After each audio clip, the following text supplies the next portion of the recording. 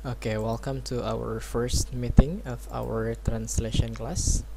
Selamat datang di kelas translation. And this time, untuk the first meeting, we are going to talk about the very basic thing. Kalau translation, kalian pasti sudah tahu ya, artinya adalah penerjemahan. Translate artinya menerjemahkan, dan ini adalah kerjaannya translator alias penerjemah. Nah, sebagai bagian dari materi pertama, we are going to talk about two things yang kadang-kadang tercampur nih, kadang-kadang dikira sama karena memang agak ada kemiripan karena kerjaannya adalah sama-sama mengalih bahasakan dari satu bahasa yang disebut sebagai bahasa sumber ke bahasa lainnya yang kemudian disebut sebagai bahasa sasaran. Oke, jadi the first meeting kita akan bahas dulu karena kita tidak berbahas memang masalah yang di bawah sini, kita bahasnya yang di atas. The first topic is translation versus interpretation. Translator orangnya, perbedaannya dengan interpreter. Jadi ada istilah translation dan interpretation, dan perkuliahan kita membahas tentang translation. Alright, jadi apa sih bedanya translation dengan interpretation? Jadi yang pertama, translation ini definitionnya dulu. Translation is the communication of the meaning of a source language text by means of an equivalent target language text.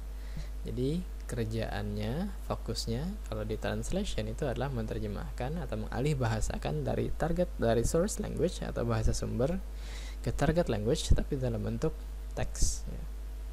Ini yang kemudian membedakan translation itu dengan interpretation.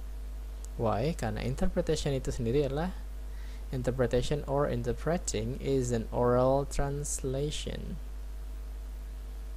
Oral translation of speech or sign. Speech or sign from a language into another. Jadi kalau nanti ada yang menanyakan apa sih bedanya, translation itu bentuknya adalah teks, kalau interpretation dia sifatnya adalah oral translation atau sign. Jadi kalau ada yang nanya juga nih misalnya, bagaimana kalau orang yang menggunakan, kalau di berita di TV kan biasanya ada yang menggunakan bahasa isyarat, itu biasanya untuk yang deaf atau yang tidak memiliki kemampuan untuk mendengar, mereka akan menggunakan bahasa simbol. Itu apakah masuk ke translation? Enggak, itu masuknya ke dalam interpretation. Dia bicara masalah sign karena dia juga langsung sifatnya. Jadi the first basic thing adalah fokus dari translation itu dia mengarah kepada teks, fokus dari interpretation dia bentuknya adalah oral of speech or sign. Itu yang membedakan. Jadi kalau misalnya nanti kalian diminta orang, ayo temani saya perlu ketemu orang luar misalnya, and then you have to help me, langsung menerjemahkan apa yang saya sampaikan, maka itu kerjaannya interpreter. Tapi kalau ada orang, ini saya punya abstrak nih, tolong terjemahin, that is what we call translation. That's it ya, ini adalah the very basic difference. Now let's move. Yang pertama, perbedaan mendasar dari selain definisinya tadi adalah di bagian key skills-nya. Jadi kalau di translation, yang sebelah sini translation nih, ability to understand source of language. Jadi kita harus memiliki kemampuan yang merupakan key skills-nya, kemampuan untuk memahami source of a language, sumber dari bahasa tersebut. Lalu selain sumber dari bahasanya, kita juga biasanya akan diminta untuk memahami culture of a country where the text originated. Kita juga harus paham budaya di mana bahasa sumber itu berada. Alasannya adalah karena ini akan sangat berpengaruh kepada bagaimana kita menerjemahkan teksnya itu. Karena kalau kita tidak memahami culture-nya, kita tidak bisa menerjemahkannya ke bahasa sasaran tentunya. Karena bahasa sekali lagi adalah part of a culture, dia adalah bagian yang sangat erat, yang hubungannya sangat erat dengan culture. Kenapa harus seperti itu? To render that material clearly and accurately into the target language.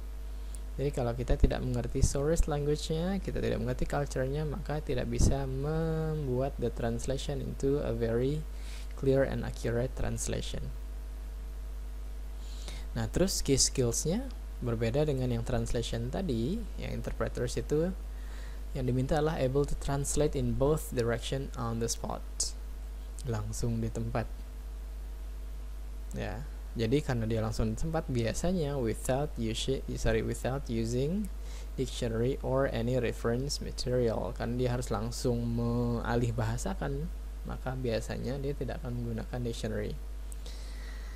Selain itu, key skills-nya yang tidak ada di sebelah sini adalah must have extraordinary listening abilities. Jadi harus mampu mendengarkan orang berbicara, karena harus mampu menerjemahkannya itu tadi. Selain mampu mendengar, key skills yang selanjutnya untuk seorang interpreter adalah excellent public speaking skills, kemampuan untuk menyampaikan. Jadi menerima informasi lalu menyampaikan informasi dalam bahasa yang berbeda. Sehingga ini adalah merupakan key skills yang diharapkan dimiliki oleh seorang interpreter. Lalu translator ini tidak wajib. Alasannya adalah karena produknya nanti bukan dalam bentuk, ya betul, bukan dalam bentuk translation on the spot ya. That's it. Ini adalah perbedaan berkaitan dengan key skills-nya. Lalu perbedaan yang kedua berkaitan dengan arahnya.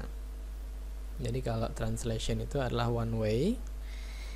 Ini bentuk penggambarannya, ada orang minta terjemahkan, terus penerjemahnya bekerja, lalu penerjemahnya itu menghasilkan sebuah teks yang disampaikan kepada si pembaca. Sedangkan yang si interpreter ini tadi, nih, ini ngomong, dia nanya ke sini, nanya balik, lalu ini juga ngomong, dia menjadi something in the middle, sama seperti ini, hanya saja dia akan mempunyai dua arah, dan dia harus mampu menjelaskan dengan benar on the spot. That's it.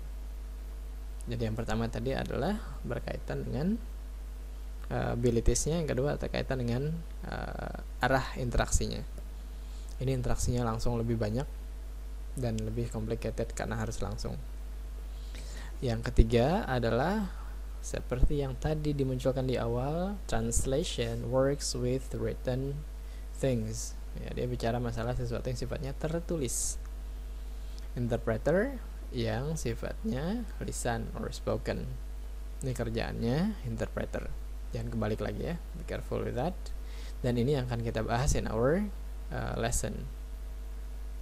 Next, yang keempat adalah ini dia. Perbedaan yang selanjutnya adalah when we are doing the translation, itu masuk kategori delayed. Kenapa? Karena kita punya waktu untuk menerjemahkannya, kemudian merevisi dan lain segala macamnya, sehingga hasil terjemahan kita bagus.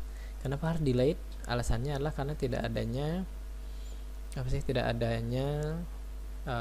discourse, tidak adanya konteks yang bisa dilihat secara langsung seperti bahasa tubuh dan lain-lain, dan tidak bisa dikonfirmasi secara langsung, sehingga bentuk translation itu dia perlu waktu memang lebih panjang, karena dia harus membuat kalimat yang dituliskan itu langsung bisa difahami orang tanpa harus konfirmasi dan sejenisnya.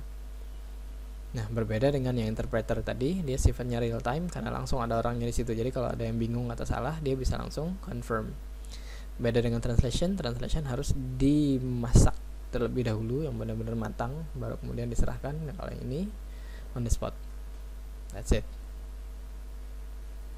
Yang selanjutnya adalah ya, karena delayed itu tadi, translators ini berkaitan dengan waktu. Translators itu kemudian punya waktu untuk assess, untuk mengecek ulang terjemahannya, kemudian untuk mengedit kalau ternyata ada yang kurang pas. Sedangkan yang interpreters kan dia sifatnya on the spot, maka accuracy-nya juga kadang-kadang akurat, kadang-kadang juga kurang karena harus bekerja secara langsung. That's it. Sedangkan yang ini wajib dia akurat. Alasannya adalah karena pembaca dan orang yang mempunyai teks itu tidak punya kesempatan untuk mengkonfirmasi secara langsung karena sifatnya hanya translating dalam bentuk teks. That's it. Yang keenam adalah direction and fluency.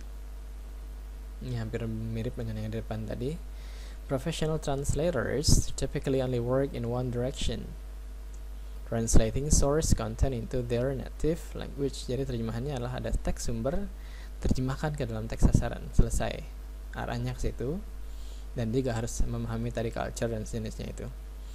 Nah, sedangkan yang ini ya, terutama dalam speaking, being fluent in both the source and language is necessity for interpreter kan, karena dia harus bisa menjelaskan ke arah dua bahasa tadi, Dia harus lancar mendengarkan, dia juga harus lancar ngomong. That's it. Dan sifatnya adalah real time. Kemudian yang terakhir, yang ketujuh, ini adalah yang sifatnya abstrak. Kalau translators, dia harus mampu making metaphors, analogies, and idioms. Dia harus mampu membuat metafor atau analogi atau idiom dari bahasa sumber itu understandable.